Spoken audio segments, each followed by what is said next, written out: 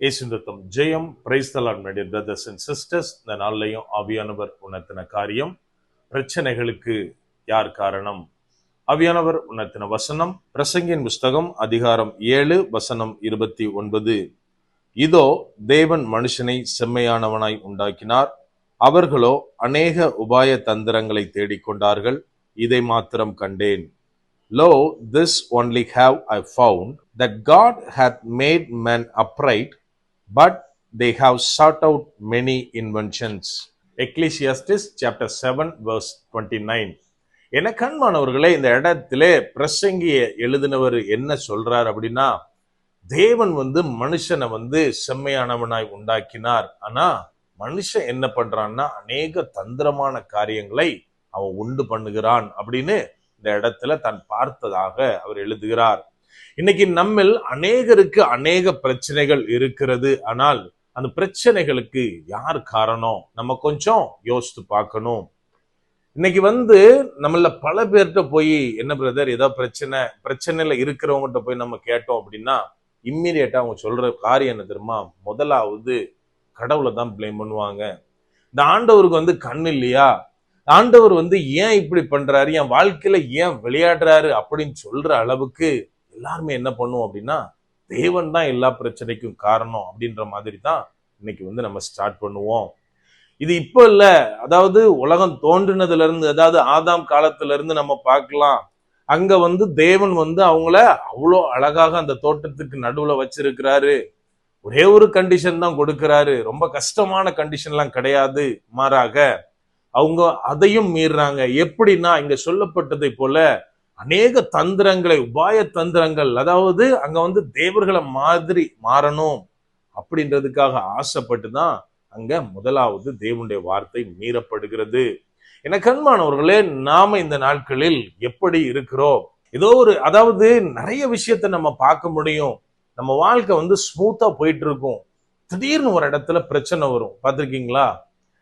அதுக்கு என்ன காரணம் அப்படின்னா, நிறைய சக்சஸ் ஆன பீப்புள்கிட்ட இன்னைக்கு நம்ம கேட்டோம் அப்படின்னா, அவங்க சொல்ற காரியம் என்ன தெரியுமா? ரிஸ்க்கு பயந்தவன் சக்சஸ் ஆகவே முடியாது.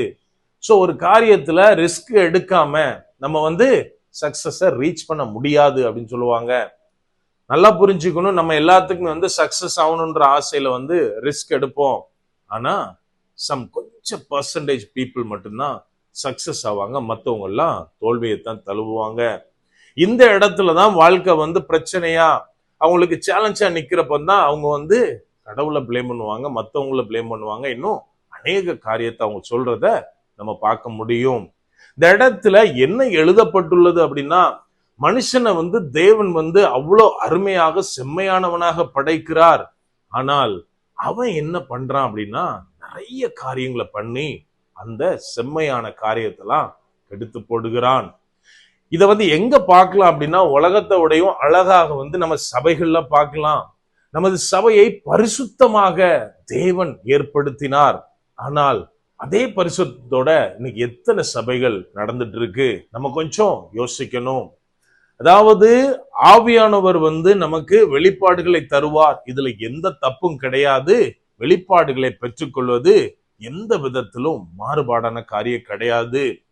ஆனா இன்னைக்கு நாள் போக்குல என்ன ஆகும் அப்படின்னா, ஏதாவது ஒரு காரியம் நான் புதுசா பேசணுமே, ஒரு நார்மல் வசனத்துல இருந்து ஏதாவது ஒரு வெளிப்பாடை குறித்து நான் பேசணும், வித்தியாசமா பேசணும், எனக்கு சாதகமா பேசணும் அப்படின்ற காரியத்துக்காக நிறைய நேரத்துல நாம சில காரியங்களை யோசித்து, சில வார்த்தைகளை திரித்து கள்ள உபதேசங்களாக கொண்டு வருகிறோம்.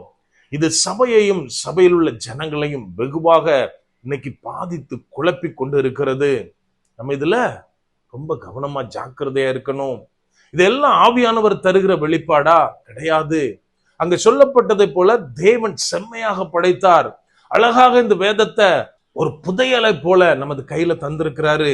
ஆனால் நம்ம இன்னைக்கு இதுல கலப்படத்தை கலந்து கொண்டிருக்கிறோம்.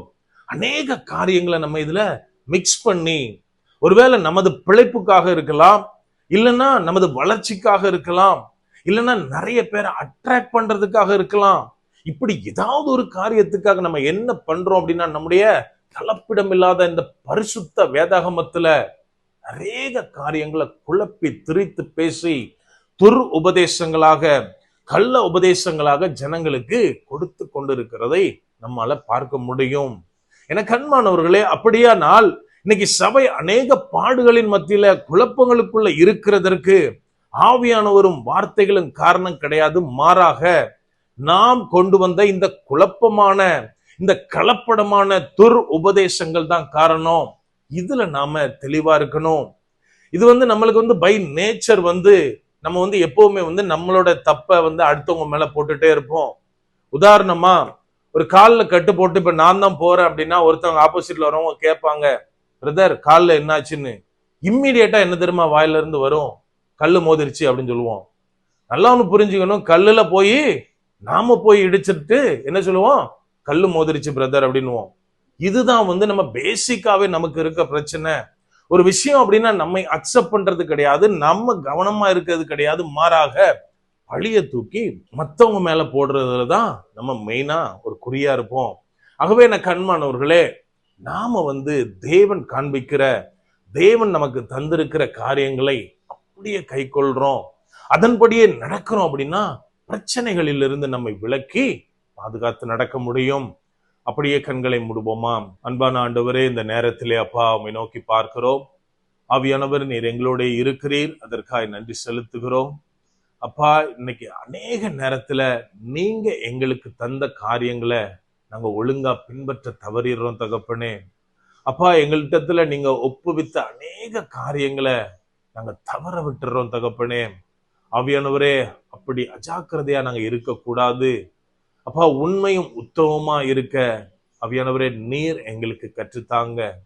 முற்றிலுமா எங்களை தாழ்த்தி ஒப்பு கொடுக்கிறோம். பலப்படுத்தி ஆசீர்வதிங்க. மீட்பர் இயேசுவின் மூலம் ஜெபிக்கிறோம். ஜெபம் கேளும் எங்கள் நல்ல பிதாவே. ஆமென். God bless.